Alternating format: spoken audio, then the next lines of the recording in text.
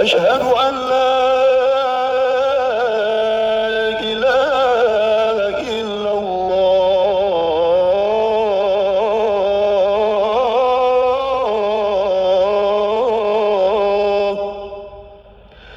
أشهد أن محمدا رسول الله.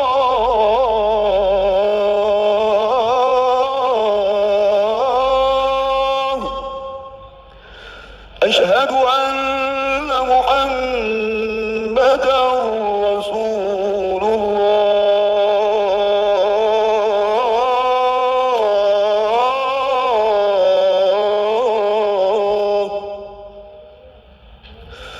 حي على الصلاة.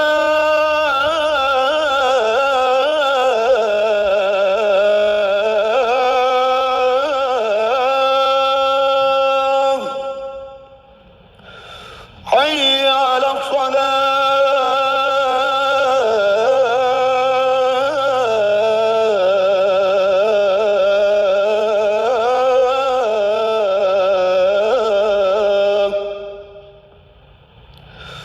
حي على الفلاح.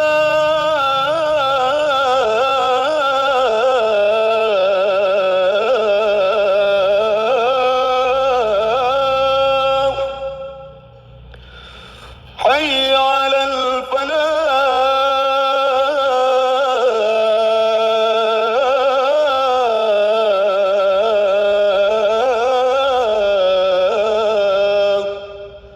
الله أكبر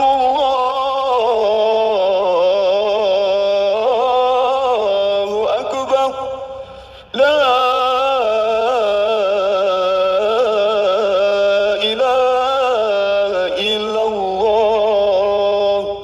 لا إله إلا الله محمد رسول الله. اللهم رب وبعث مقام محمودا الذي وعدته.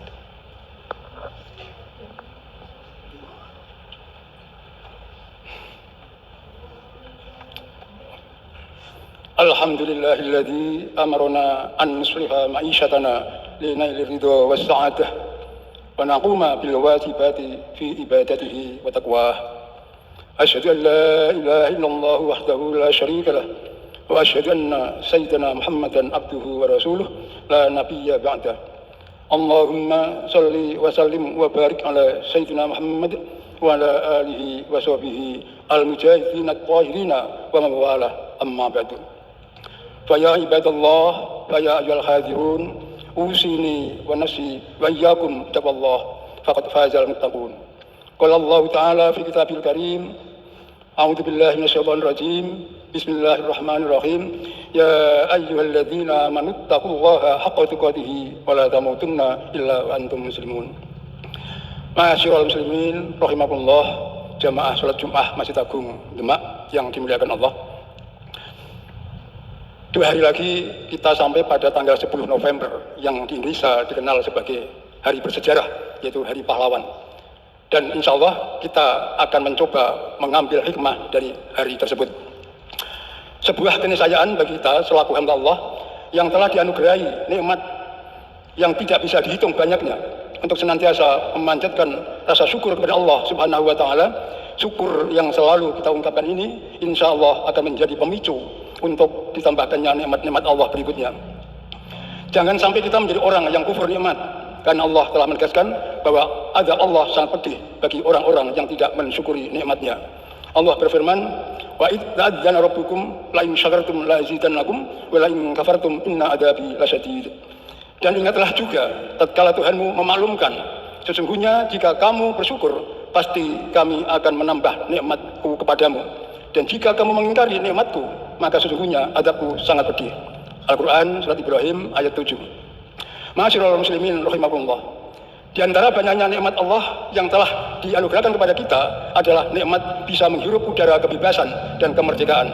Dengan kondisi merdeka ini kita dapat beraktivitas dengan tenang dan nyaman. Kita pun dapat beribadah kepada Allah dengan khusyuk tanpa terusik oleh kecamuk peperangan yang menyengsarakan.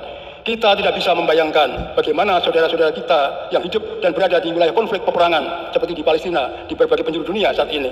Mereka tentu sangat susah mencapai kekhusyukan dalam beribadah. Ibadah-ibadah mereka harus diiringi kecemasan akan keselamatan diri di tengah desingan peluru dan ancaman bom yang bisa datang sewaktu-waktu. Kondisi serupa juga pernah dirasakan oleh para pahlawan yang merebut kemerdekaan dari para penjajah. Situasi perang telah mengganggu ketenangan berbagai aktivitas mereka, termasuk beribadah. Mereka mengorbankan jiwa dan raga untuk mewujudkan kemerdekaan agar kehidupan bisa normal dan ibadah pun bisa lebih khusyuk. Oleh karenanya, kita perlu sadar bahwa kenikmatan dan kenyamanan kita dalam beribadah dan beraktivitas saat ini adalah karunia Allah Subhanahu wa Ta'ala melalui wasilah dan andil para pejuang dan pahlawan bangsa kita. Ini patut kita renungkan dan kita syukuri bersama. Sebagai hamba Allah yang tahu diri, sudah selayaknya kita mensyukuri kondisi ini dengan senantiasa menjaga agar kemerdekaan ini bisa terus dirasakan oleh anak cucu kita selanjutnya. Jangan sampai kita sendiri yang menjadi pemicu permusuhan antar sesama sehingga dapat mengakibatkan peperangan baik antar bangsa Indonesia maupun dengan negara lain. Para pahlawan sudah memberikan contoh bagaimana berjuang untuk kemerdekaan. Saatnya juga kita harus berjuang untuk mempertahankannya. Ma'asyiral muslimin rahimakumullah. Dalam berjuang untuk mempertahankan kemerdekaan yang telah diwariskan oleh para pahlawan ini, kita bisa mencontoh nilai-nilai dan semangat yang mereka miliki dan kita aplikasikan dalam kehidupan kita sehari-hari. Nilai-nilai itu diantaranya adalah yang pertama, keteguhan dalam memegang prinsip. Para pahlawan kita oleh Allah dikaruniai keteguhan dan kekuatan hati untuk senantiasa istiqomah, berjuang dan tidak mudah terpengaruh oleh propaganda dan iming-iming dari para penjajah. Nilai ini selaras dengan firman Allah, A'udzubillahi minasyaitonirrajim, fastaqim kama umirta wa man taba ma'aka fala tabghaw innahu bima ta'maluna basir. Maka tetaplah kamu pada jalan yang benar sebagaimana diperintahkan kepadamu dan juga orang yang telah tobat bersamamu. Dan janganlah kamu melampaui batas, sesungguhnya Dia Maha melihat apa yang kamu kerjakan. Al-Quran surat Hud ayat 112. Sikap ini harus kita tiru di era modern saat ini dengan tidak mudah terombang-ambing oleh banjirnya informasi yang ada di berbagai media, khususnya media sosial. Jangan kita mudah terprovokasi oleh informasi-informasi yang bisa memunculkan perselisihan dan selanjutnya mengakibatkan tidak stabilnya kondisi lingkungan dan masyarakat kita. Bukan hanya terkait dengan informasi-informasi umum saja, berbagai informasi terkait ilmu agama juga harus kita waspadai jika bersumber dari tempat yang tidak jelas. Kita harus benar-benar memegang ilmu yang telah diberikan oleh para ulama, oleh guru-guru kita yang sudah jelas silsilah keilmuannya. Jangan sampai kita terprovokasi oleh segelintir kelompok yang gemar menyebarkan paham yang jika kita tidak teguh dalam berpegang maka akan dapat terperosok kepada lembah kejahiliahan. Sebagai sebuah ikhtiar batin, marilah kita banyak membaca doa yang sangat masyhur dan termaktub di dalam Al-Quran surat Al-Imran ayat 8. A'udzubillahi minasyaitonirrajim. Rabbana la tuzigh qulubana ba'da idh hadaitana wa hab lana min ladunka rahmah innaka antal wahhab. Ya Tuhan kami, janganlah Engkau jadikan hati kami condong kepada kesesatan sesudah Engkau beri petunjuk kepada kami. Dan karuniakanlah kepada kami rahmat dan dari sisi Engkau, karena sungguhnya Engkaulah Maha Pemberi karunia. Ma'asyiral muslimin, jamaah sholat Jumat Masjid Agung Demak yang dimuliakan Allah. Nilai kedua yang harus kita contoh dari para pahlawan kita adalah keberanian. Pada masa dulu yang membuat gentar para penjajah adalah keberanian para pejuang kita dalam memperjuangkan kemerdekaan. Walau bermodal hanya bambu runcing, sementara para penjajah menggunakan peralatan senapan sampai dengan meriam dan tang baja, namun para pejuang kita tidak mundur setapak pun. Sikap berani ini harus kita warisi juga dalam mempertahankan dan mengisi kemerdekaan ini dengan optimis dan berani menghadapi masa depan dengan menjadi jiwa yang kuat penuh optimisme. Allah berfirman di dalam surat Al-Imran ayat 139, A'udzubillahi minasyaitonirrajim. Wala tahinu wala tahzanu wa antumul a'lana in kuntum mu'minin. Janganlah kamu bersikap lemah dan janganlah pula kamu bersedih hati, padahal kamulah orang-orang yang paling tinggi derajatnya jika kamu orang-orang yang beriman. Ma'asyiral muslimin rahimakumullah. Nilai ketiga adalah kesabaran dalam meraih tujuan. Kita perlu menyadari bahwa para pahlawan menghabiskan waktu mereka berjuang meraih kemerdekaan bukan hanya dalam hitungan 1 atau 2 tahun saja. Mereka membutuhkan ratusan tahun bahkan dari satu generasi ke generasi berikutnya dengan tidak ada rasa putus asa dan lelah untuk meraih kemerdekaan ini. Nilai-nilai kesabaran ini bisa kita aplikasikan dalam perjuangan kita dalam mengisi kemerdekaan melalui kesabaran belajar bagi para generasi muda. Kesabaran dalam bekerja bagi para orang tua dan kesabaran dalam menghadapi berbagai tantangan perubahan zaman oleh seluruh elemen masyarakat. Kesabaran bisa diibaratkan seperti obat atau jamu. Pahit rasanya saat baru mencicipi, namun lama-kelamaan akan berbuah manis. Pahitnya obat hanya terasa di mulut, namun manis dan khasiatnya akan menjalar ke seluruh tubuh. Begitu juga dengan sifat sabar, ia akan terasa sangat pahit di permulaannya, namun akan manis di akhirnya. Sungguh beruntung orang-orang yang bisa menahan gejolak jiwanya dan bersabar dalam setiap usaha yang dilakukannya dan takdir yang menimpa. Jika kita bisa menjadi sosok yang sabar, Allah Subhanahu wa Ta'ala sudah menegaskan bahwa kita akan menjadi hamba yang dicintainya. Firman Allah Subhanahu wa Ta'ala dalam surat Al-Imran ayat 145, "Wallahu yuhibbus shabirin," dan Allah mencintai orang-orang yang sabar. Ma'asyiral muslimin rahimakumullah. Keteguhan, keberanian, dan kesabaran inilah yang bisa kita contoh dari nilai-nilai perjuangan yang dilakukan oleh para pahlawan bangsa kita dulu. Tentu masih banyak nilai-nilai positif lainnya yang bisa kita contoh dan menjadi modal kita dalam mempertahankan dan mengisi kemerdekaan ini. Semoga kita bisa mengamalkannya. Amin. Dan kita diberi juga kekuatan untuk bisa mewujudkannya dalam kehidupan yang nyata. A'udzubillahi minasyaitonirrajim. Bismillahirrahmanirrahim. Wal 'asri innal insana lafi khusrin illa alladziina amanu wa 'amilus solihati wa tawassaw bil haqqi wa tawassaw bis sabr. Barakallahu li wa lakum fil Qur'anil 'azim wa nafa'ani wa iyyakum bima fihi minal ayati wa dzikral hakim. Aqulu qouli hadza wa astaghfirullahal 'azim wa li wa lakum wa lisa'iril muslimin min kulli dhanbin fastaghfiruhu innahu huwal ghafurur rahim. اللهم صل وسلم وزد وتفضل وبارك بجلال وكمالك على زين عبادك بأشرف سيدنا ومولانا محمد وعلى آله وصحبه وسلم ورضي الله تبارك وتعالى عن كل صحابة رسول الله أجمعين.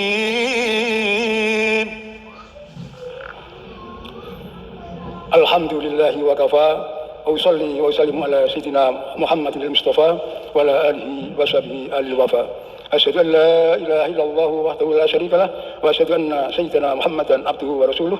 أما بعد فيا أيها المسلمون أوصيكم ونفسي بتقوى الله العلي العظيم واعلموا أن الله أمركم بأمر عظيم أمركم بالصلاة والسلام يصلون على النبي يا أيها الذين آمنوا صلوا عليه وسلموا تسليما. اللهم صل وسلم وبارك على سيدنا محمد وعلى آل سيدنا محمد كما صليت على سيدنا إبراهيم وعلى آل سيدنا إبراهيم وبارك على سيدنا محمد وعلى آل سيدنا محمد كما باركت على سيدنا إبراهيم وعلى آل سيدنا إبراهيم في العالمين إنك حميد مجيد. اللهم اغفر للمسلمين والمسلمات والمؤمنين والمؤمنات الأحياء منهم والأموات إنك سميع قريب مجيب الدعوات ولا قدر الحاجات. اللهم ادفع عنا البلاء والولاء والوباء والفحشاء والمنكر والبغي والسلوك المختلفة والشتات والرحم ما ظهر منها وما بطن من بلدنا هذا خاصة ومن بلدان المسلمين عامة إنك على كل شيء قدير. ربنا آتنا في الدنيا حسنة وفي الآخرة حسنة وقنا عذاب النار. عباد الله إن الله يأمر بالعدل والإحسان وإيتاء ذي القربى وينهى عن الفحشاء والمنكر والبغي يعظكم لعلكم تذكرون. فاذكروا الله العظيم يذكركم ولذكر الله أكبر. الله أكبر الله أكبر أشهد أن لا إله إلا الله أشهد أن محمدا رسول الله. حي على الصلاة حي على الفلاح قد قامت الصلاة قد قامت الصلاة. الله أكبر الله أكبر لا إله إلا الله.